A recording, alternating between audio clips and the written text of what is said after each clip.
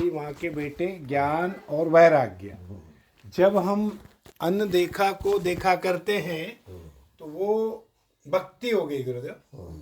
भक्ति करते हैं अनदेखा में, और वहाँ पर भक्ति करते करते सदगुरुदेव की कृपा से ज्ञान और वैराग्य प्रकट होते हैं गुरुदेव जी।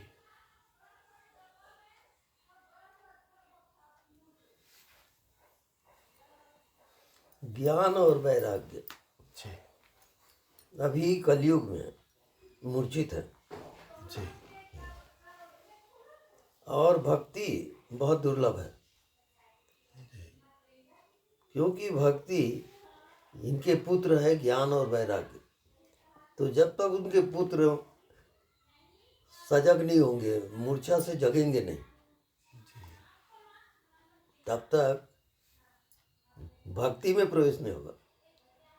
भक्ति माँ है और ज्ञान और वैराग्य सोए हुए हैं, मूर्छित है। जी ये कली काल में ऐसे ही होगा। जी।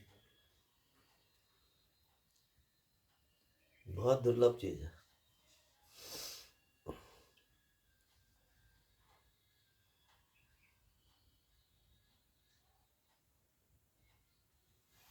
लेकिन कलयुग में एक और रहस्य है जी कि जो सतयुग में, त्रेता में, द्वापर में टाइम लगता है, जी वो कलयुग में थोड़े समय में हो जाएगा। जी ये कलयुग की विशेषता है। जी गुरुदेव। तत्परता हो, गुरु कृपा हो जी।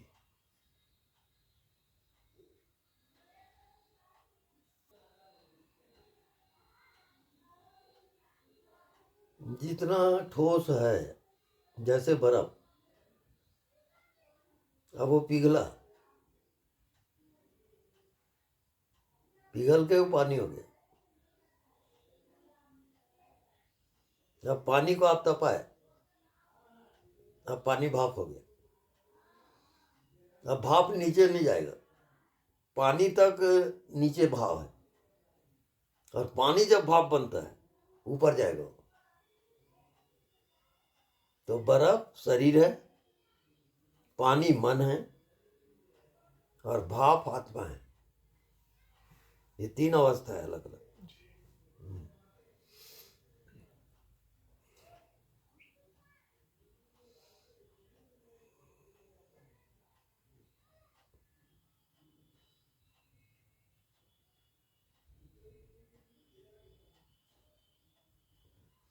तो जितना आप जानते हो वो सब विषय है। शरीर को, संसार को, मन को, बुद्धि को, जन्म को, मृत्यु को, ये सब जानते हो आप। ये सब विषय है। जानने वाला साक्षी वो विषय नहीं है। जैसे पानी को आप गर्म किए, फिर भाप हुआ वो, अब भाप नीचे नहीं जाएगा, ऊपर ही जाएगा। ऐसे ही जब साधना करते करते मन और बुद्धि से ऊपर गए, अब वो नीचे नहीं जाएगा, ऊपर ही जाएगा, आकाशी मार्ग।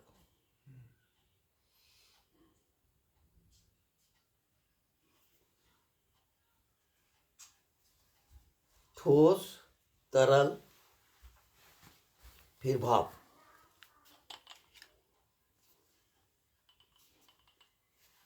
वैराग्य, ज्ञान, फिर भक्ति। अलग अलग उसका दायरा है।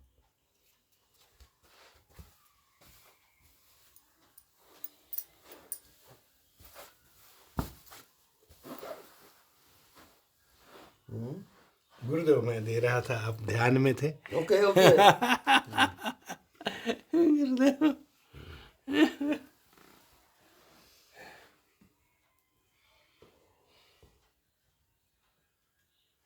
आप में परमात्मा का वास है और उसमें ज्ञान और वैराग्य उसके पुत्र हैं, और उसके द्वारा आपकी इंद्रियां, मन, बुद्धि काम करती हैं। उसके अनुसार फिर भाव उठता है। फिर भाव से जब परे जाओगे, जिसको कहते हैं भावातीत ध्यान, तब वो भावातीत ध्यान फिर आपको ऊपर ले जाएगा। वो भाव जैसे उड़ेगा वो रहता है भावातीत ध्यान।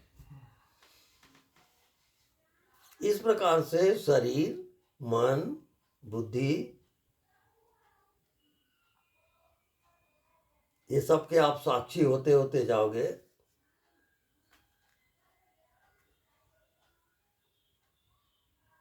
तब आपको साक्षी की आंख खुलेगी।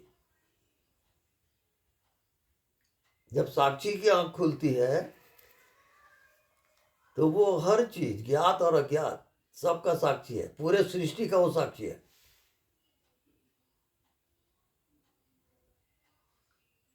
वो विषय नहीं बनता, वो केवल साक्षी रहेगा। मृत्यु भी हो रही है, उसका भी साक्षी है वो। पूरे सृष्टि का साक्षी है वो। तब भगवत सत्ता में प्रवेश होता है।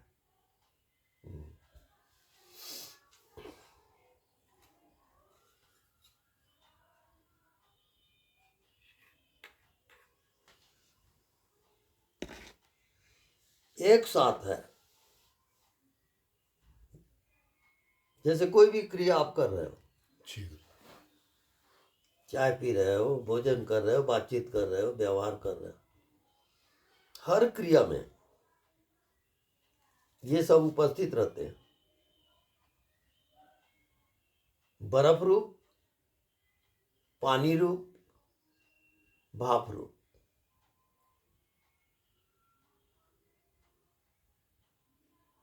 ये चेतना की अवस्था होती है अलग अलग।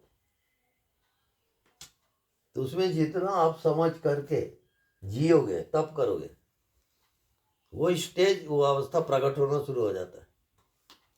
जी गुरुदेव। उसके द्वारा फिर ज्ञान होता है। उसके द्वारा फिर नया शरीर बनेगा।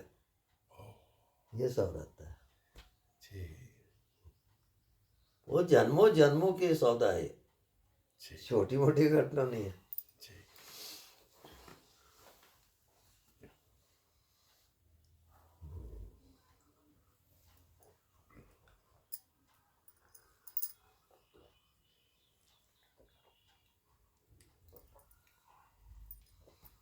अब वो आत्मा की शक्ति क्या है? वो आत्मा प्रज्ञानम ब्रह्म है। अर्थात इसको आप देखें, इसको देखने में उस आत्मा को कितना समय लगा? अच्छा। वो जो आपकी चेतन शक्ति है, ठीक। उसको, इसको देखने में कितना समय लगा? तत्काल गुरुदेव, तत्क्षण।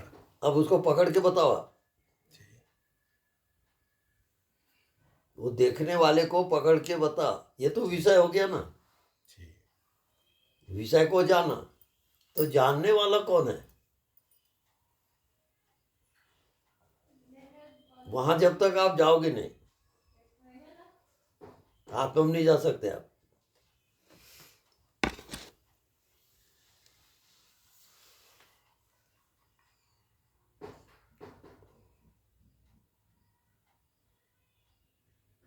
क्योंकि आत्मा आपके ज्ञान, ध्यान और जन्म और मृत्यु, वो सबका साक्षी है। वो विषय विषय नहीं बनता वो।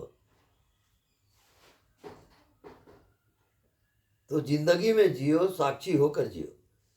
मन के साक्षी रहो, शरीर के साक्षी रहो, सुख दुख के साक्षी रहो, भीतर भीतर तपस्या करो, तब वो प्रकट हो जाता है। फिर साक्षी से एक हो गए तो आपका ज्ञान अलग हो जाएगा। फिर अभी मन बुद्धि का ज्ञान अलग है, साक्षी वाला ज्ञान अलग है।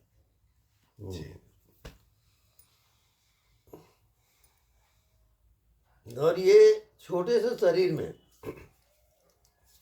पूरे ब्रह्मांड में जितनी शक्ति है वो मनुष्य शरीर के अंदर है। पूरा विराट जितनी शक्ति है ब्रह्मांड में, ब्रह्मांड बने अनंत कोटि ब्रह्मांड। हाँ, ठीक है। वो सारी शक्ति मनुष्य योनि में है। ओहो। सब अलग अलग। उसके लिए तपस्या की जरूरत होती है, बिना तपस्या के नहीं जा सकते आप। तो पढ़ लेना, समझ लेना, वो तो मन का ही खेल है। तपस्या बिना तो हो नहीं सकता। तपस्या मतलब अनदेखा को देखा करना है गुरुदेव, वही।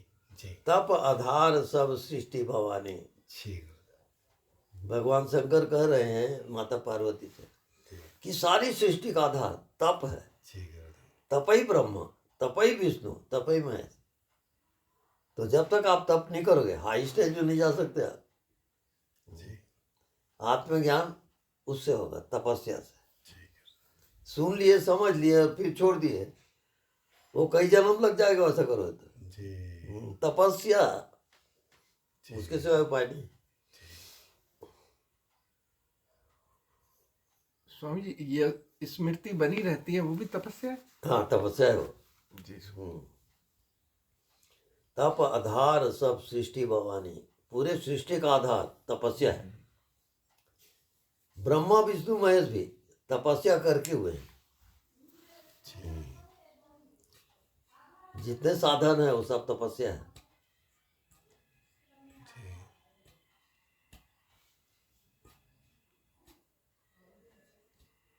तो कलयुग में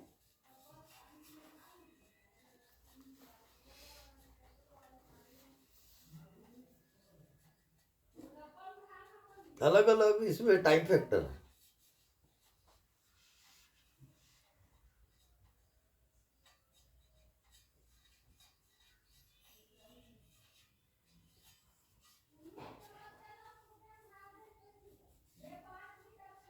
और इसका रिसर्च जो होता है अज्ञात का होता है। वहां कोई विषय विषय नहीं है, ये कुछ दिख नहीं रहा है, इस चीज को लगातार देखेगा वो। और मन बुद्धि अपसेंट हो गया, अब उसको पता ही नहीं है कि उसका शरीर है कि नहीं है। जी हाँ। जी।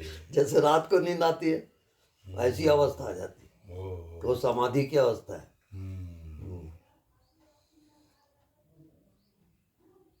तब मन बुद्धि से जब पार जाओगे, अज्ञात, वहां विषय भी नहीं है, तो कई लोग अंधेले में भटक जाते हैं वहां, जी तो उनको मार्ग नहीं मिलता। जी। तो बिना साक्षी के और बिना साक्षी वाले गुरु अलग है, साधन वाला गुरु अलग है। तो साक्षी वाला गुरु आपके भीतर के साक्षी को जगाएगा, वो साधन तो नहीं बताएगा। ऐसे जन्मों जन्मों की यात्रा है, भयंकर है।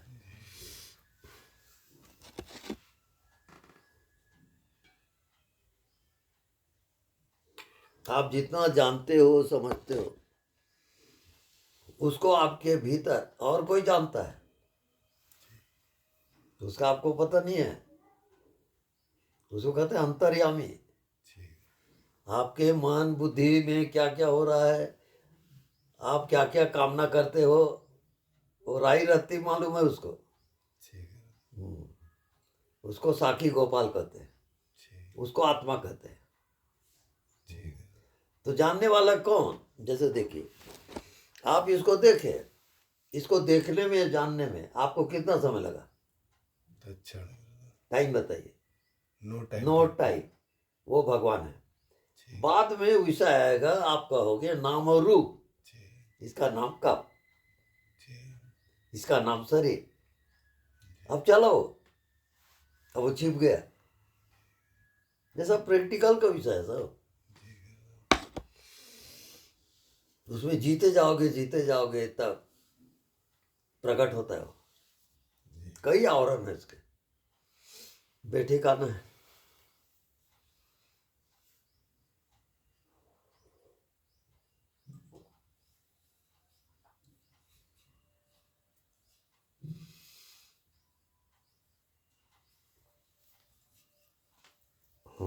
पूछना हो तो पूछो कुछ। दीदी पूछ।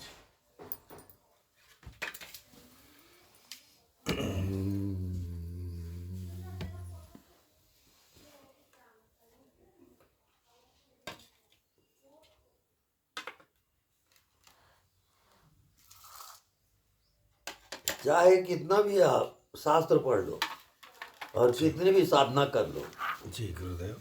यदि आत्मा वाला गुरु नहीं मिला जी तो आप नहीं जा सकते वहाँ।